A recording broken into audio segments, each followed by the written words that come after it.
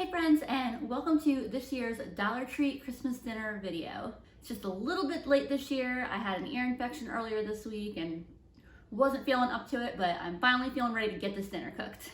I'm making this year's Dollar Tree Christmas dinner with $15 worth of items that I got from the Dollar Tree, as well as oil and spices from my own pantry. Just a gentle reminder that there are all kinds of reasons why people shop for groceries at the Dollar Tree. This video isn't to say that the Dollar Tree is the best or the cheapest place to buy groceries. This is just, it is an option out there that people use, and I like to showcase different ways to use the limited variety of ingredients that are found at the Dollar Tree. If you or your family are suffering with food insecurity, please reach out to resources around you. There's never any shame, and everyone deserves to be fed. These are the 12 items of food that I got with my $15. I got 3 bags of frozen vegetables, cauliflower, broccoli, and mixed vegetables, which is like the corn, peas, carrots, and green beans. I got a pack of these pork sausage links. They are shaped like links, but it's easy to break it apart and use it just like a regular ground sausage. A quart of shelf-stable milk, a box of au gratin potatoes, some of this cheddar biscuit mix that I tried before and is really great, a 3-pack of brown gravy mix, a box of yellow cake mix, a 4-pack of applesauce. Altogether, this is like a cup of applesauce, a can of cherry pie filling, and a can of paste nacho cheese sauce. I'll admit my head was super stuffy when I was buying this stuff, so I hope it all works out the way it did in my head when I was buying it. The first dish I'm starting on is the au gratin potatoes, and I'm going to beef them up with some broccoli. They take the longest, that's why I'm doing them first. I've got my oven preheated to 450, and per the package instructions, I've got 2.5 cups of water heating up to a boil on the stove. I'm not going to thaw my broccoli, but I am going to rinse it in a colander real quick just to get some of the extra ice off of the broccoli. You can see that there's just a good bit of extra water attached to the florets, and I want to get that off. And I actually might chop them up a little smaller. These are some pretty big chunks. The florets are still frozen, but you can see they don't have all that extra ice on them, and I may even dab them down a little bit with a clean towel. I keep expecting these florets to like split when I cut them like a regular, like normally cutting broccoli, but I keep having to remind myself they're frozen.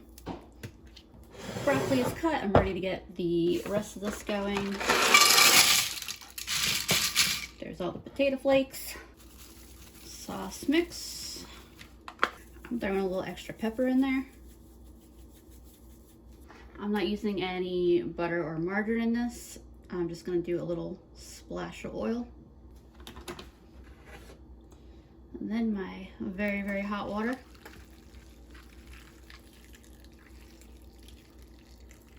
Add the broccoli in right now too. Give everything a good stir together. And then we'll stir the milk in.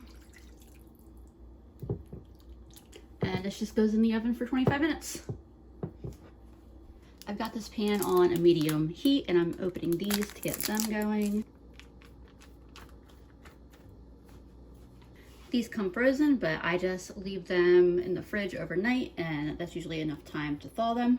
And they're not filled casings or anything, they're just shaped ground sausage, so it is really easy to just chop them up and be able to use them as regular ground sausage. My Dollar Tree used to always, like all the Dollar Trees around here, always had the 7-ounce tubes of sausage too, and they haven't lately, but this is the exact same thing. It's 7 ounces of ground pork sausage. As the pan heats up and the sausage starts to cook, I'm going to do the same thing with my cauliflower that I did with my broccoli, and I'm going to rinse it just to get some of this extra ice that's in the bag off of the cauliflower. I did end up deciding to cut it into a bunch more smaller pieces too, which is a decision that I am happy with. I've got a small bowl. I'm dumping my cauliflower in. Into my cauliflower, I'm adding a little bit of oil, some salt, pepper, some paprika, And let's toss a little garlic in there. And then toss this around so everything gets coated in oil and spices. Pour in my cauliflower onto a baking sheet. And I'm just gonna make sure that everything is really spread out. This is gonna get roasted, and the more room everything has in the pan, the more nicely it's gonna roast. And that nice high temperature that the au gratin potatoes are in there is great for roasting this. It smells good in that oven. Let me show you how the sausage is doing. Yeah, just chopping it up as it cooks. You can see it's starting to brown up a little bit. My sausage is almost done cooking. I do want to get some of this fat out of here.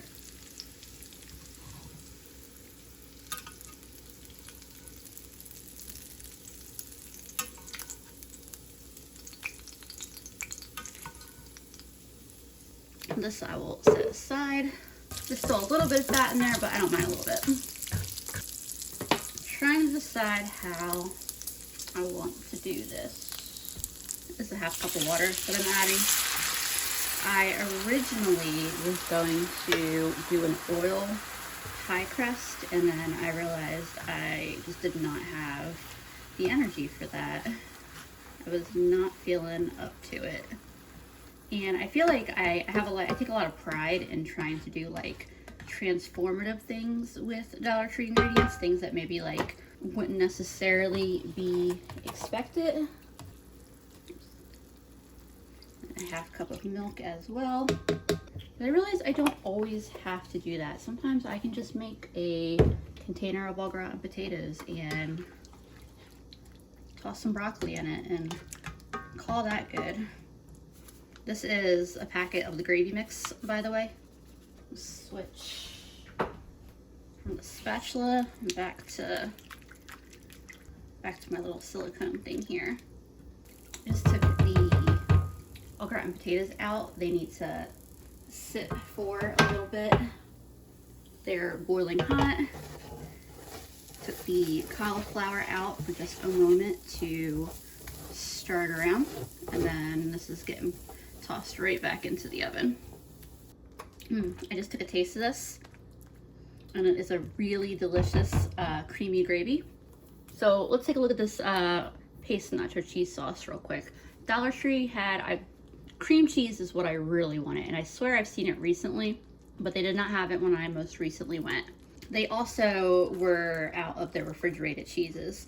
There were not a lot of cheese options this time around, so there's a few different kinds of canned cheese, and the reason why I went with the paste is, and I'm not trying to argue that this isn't a processed cheese or that it's healthy or anything, but I do appreciate that the ingredients were a lot more of what I would expect in a cheese sauce than the other cans they had. So I mean, it's water, starch, heavy cream, flour, salt, cheddar and semi-soft cheese, cheese paste, cheddar cheese, surface ripened semi-soft cheese, whey, water, cream cheese. Like, these are the things, like all of the top ingredients are the things that I would expect in a cheese sauce. So not claiming that it's some super healthy can of cheese or not processed can of cheese, but it's better than the ingredients in the other cans. That tastes just like the cheese that you would get with like a really basic like Taco Bell nachos, or like, it makes me think of the cheese sauce of my like middle school french fries. My original craving I had was cream cheese and sausage. That was what the original like inspiration was, and then there was no cream cheese, so I had to get creative off of that. What I do like about this nacho cheese is that it's got a nice little spice to it. So I'm adding just a couple spoonfuls and seeing what that does to the flavor. I have more milk and more gravy mix that I can add, so I can definitely, you know, play with those three ingredients and get the kind of cheesy gravy type deal that I want. That's really, really good. And it's a bit salty, but we're gonna be adding in that entire bag of mixed veggies. So I think that's really gonna mellow out the saltiness of it, and it's just, I think it's gonna be really good. Before this sauce gets too thick, I'm adding all of those veggies. I'm hoping that is the right amount of sauce to coat everything. I can always add in a little more, like I said, if I need to.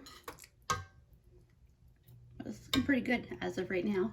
I forgot I have to wait for the veggies to thaw and cook. Imagine my surprise when I took the spoonful and the veggies were cold. Silly Lisa. I was so ready to move on to the next step. Well, as those veggies warm up, I'm going to make the dough for the biscuits. This is pretty easy. I'm just mixing the powder with half a cup of milk.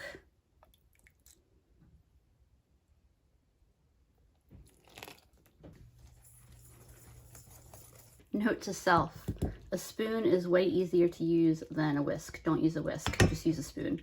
I used a spoon last time I made it and it was easy. All right, this is almost ready to put in one of my other baking dishes and go into the oven. I do want to season it a little bit. Once the veggies came in, it definitely could use a little bit of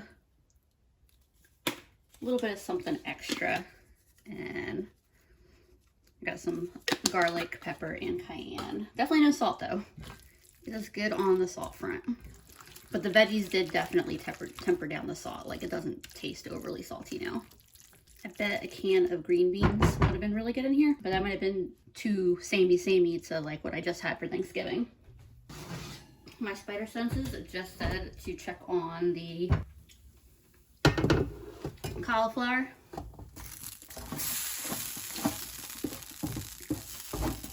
And cauliflower is absolutely perfect. I'm gonna set this off to the side. I have 3 different size round Pyrex dishes. I'm hoping that the middle one that I have will be big enough for everything. I just lowered the temperature on my oven, by the way, to 400 because that is the temperature that the biscuits need to cook. I realize that's a lot of veggies, so I'm hoping that the sausage doesn't kind of get lost in there. I probably could use a little bit less of the veggies. Granted, 2 containers of sausage would also have been delightful. Not necessarily trying to get like biscuits, like I'm not necessarily doing like drop biscuits on top of here as much as I'm just kind of trying to spread it out across the top.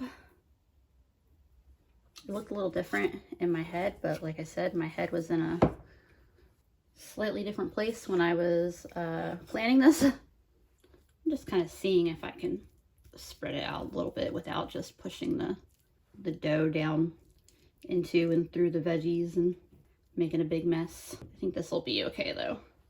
I'm popping this in the oven for about 10 minutes and I'll show you what it looks like as soon as it comes out. Let's hope it's good. Just tried a piece of this cauliflower, by the way, and it is delicious. So these are the ingredients I got to do my dessert. I'm going to do a dump cake. I never knew what a dump cake was until I moved down to the South. And this super sweet older woman who worked with me would bring one every month, as well as a bunch of other goodies for people's birthdays. And I'm surprised that they're not more popular because they're so good. This is kind of more of a take on the traditional dump cake because normally you would do cake mix, a couple cans of fruit, and at least a whole stick of butter. I don't have butter for this, so we're gonna be using some applesauce and trying that out instead. So the beauty of a dump cake is that you literally just dump your fruit into the bottom of a dish.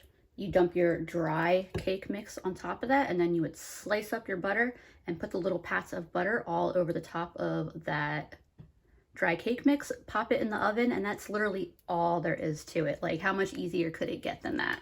Now, you don't get a regular cake on top of the fruit when you do a dump cake because there are no eggs in it. Instead, you just get a like crumbly, I guess kind of cake-like topping. A lot of times people will put nuts on top of it too, and that's really, really good.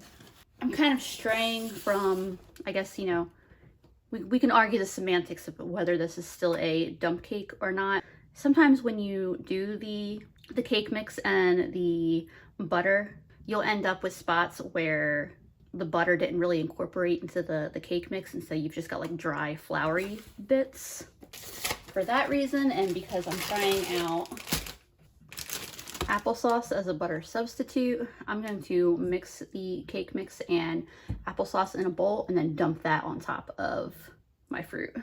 Because I'm making kind of a half recipe here, I'm just going to use half this cake mix. I could, you know, weigh the cake mix or use measuring cups to figure out how much is in there, but I'm just going to try to wing it. If this works well, I'll use the other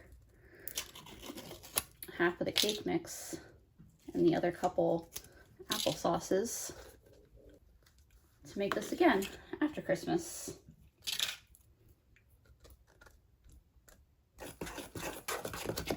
So this is, I guess, you know, using an extra bowl than a regular dump cake would, but I don't mind because this will rinse right out.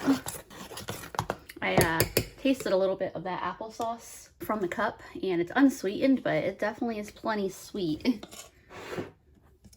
All right, this actually mixed really nicely.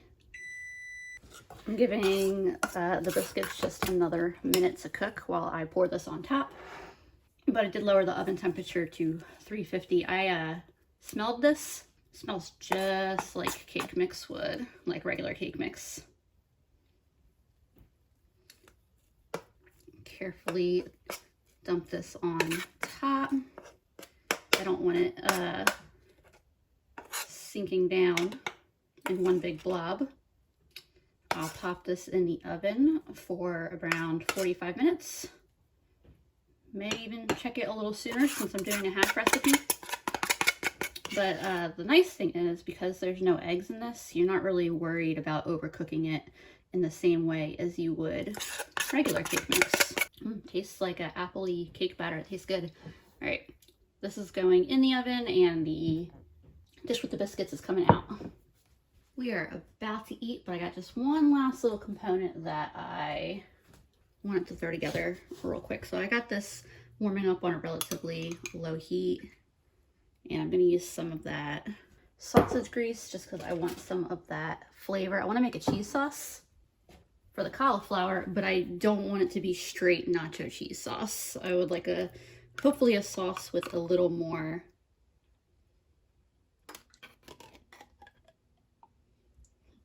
a little bit different flavor of that. Of course, I probably chose the worst order to do this in. Adding the cheese, the processed canned cheese, straight to the oil. My bad, guys. I'll get this all whisked up together, and hopefully it should look a lot more appealing. A little pepper in there. And you know what? I'm adding just a little tiny bit of that gravy powder in there too, because I have just a little tiny bit left, and I think it's going to add a nice savoriness. Don't want much, only a little bit, because I don't want to run into the problem with that original cheese sauce I had going on for this dish where it was overly salty. The gravy is also a nice little thickener as I add this milk. You know what that reminds me of? It reminds me of Kraft mac and cheese. That is legit what it tastes like. It definitely gave the cheese a more, I wouldn't say that overall it's a delicate flavor, but it gave it a more delicate flavor compared to what it was out of this can. Yeah, I think I'm gonna call that perfect for the cauliflower. Here's how my 3 finished dishes look. I have the au gratin potatoes with broccoli, my sausage and veggie pie, I guess here. I know it's all those sausage and veggies in a really delicious sauce baked with some cheesy garlic biscuits on top. And then roast cauliflower in a cheese sauce. My dump cake should be ready to come out of the oven right around the time that we are done eating. I figured I should stop stuffing my face fast enough real quick to give y'all my verdict. Roasted cauliflower in cheese sauce, excellent. The addition to, I mean, obviously the scallop the au gratin potatoes are going to be good because they're just au gratin potatoes from a box. But the addition of broccoli to them was definitely a good choice, I think. And I'm really enjoying the sausage and veggies and the gravy and the biscuit.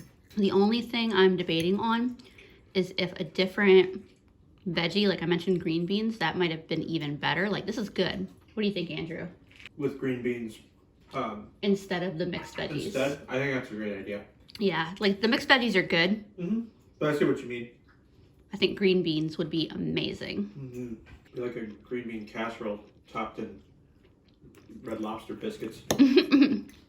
All right, well, I can't wait to show you the dessert here in a few minutes. So we're gonna finish up our plates and then and then I'll show y'all how the dessert turned out. Maybe I'll slow down then.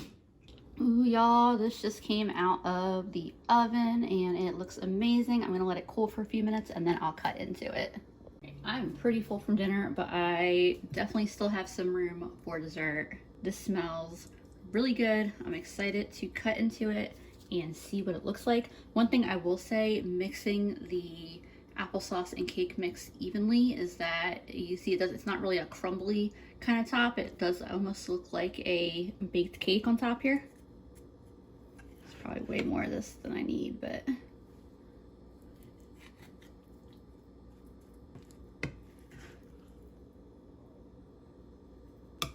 I say that as I keep scooping. I'm really hoping that this is really good because I have a can of apple pie filling in my cabinet, and I bet that the applesauce in the cake, if I can taste the applesauce, I don't know yet, but I would like to use the rest of that cake mix and the applesauce on the can of apple pie filling that's in my cabinet. That's really good. I think that is one of my favorite Dollar Tree desserts that I've made. It was so simple to make.